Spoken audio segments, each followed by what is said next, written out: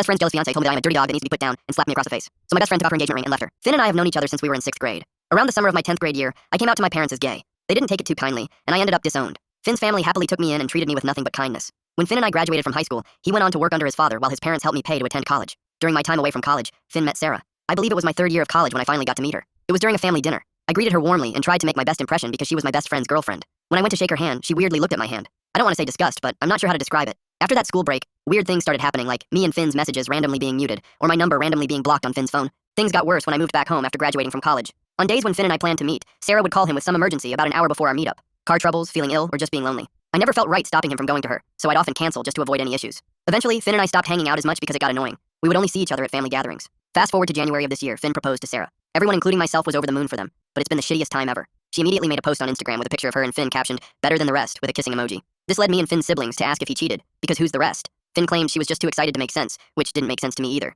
but I figured it wasn't my problem. With their wedding approaching, planning has been a nightmare. Her family wouldn't help with costs, so our family decided to pitch in for the best wedding possible. Finn only had one request, me being his best man. Sarah initially agreed, but weeks later said it wouldn't be possible because she wanted that spot for her brother. This almost caused them to call off the wedding until I told Finn it was fine, to just let her have it and enjoy his day. I didn't want to be the reason they split up. That was my biggest mistake, as now she seems to be flexing her power. At a recent family dinner, she showed us the seating arrangements, and I wasn't surprised to find myself at a table away from everyone I consider family. I noticed glances from Finn's parents and siblings, but I was willing to accept it if the wedding still happened. I planned to speak with someone at our next family dinner, but Finn unexpectedly came to my apartment beforehand. He asked what was wrong, admitting he was mad about the wedding situation, but thought Sarah just wanted her perfect day. I reminded him it was his day too, something I should have said when I was removed as best man. When I asked why Sarah acted this way toward me, he explained that during college, he got closer to some high school acquaintances, including Sarah. Before they started dating, during a drunken confessions game, he apparently said, "I wish my name was a girl. No wonder she hates me." I clarified that Finn and I have never had anything romantic between us. He promised to talk with Sarah and call me later. The wedding ended up being called off. At Sunday dinner, Sarah was giving me death glares. Finn pulled us both outside, and Sarah immediately started screaming unintelligibly, though I caught phrases like, "He fucking knew," and "Why would you tell him you said that? I knew you two had something going on."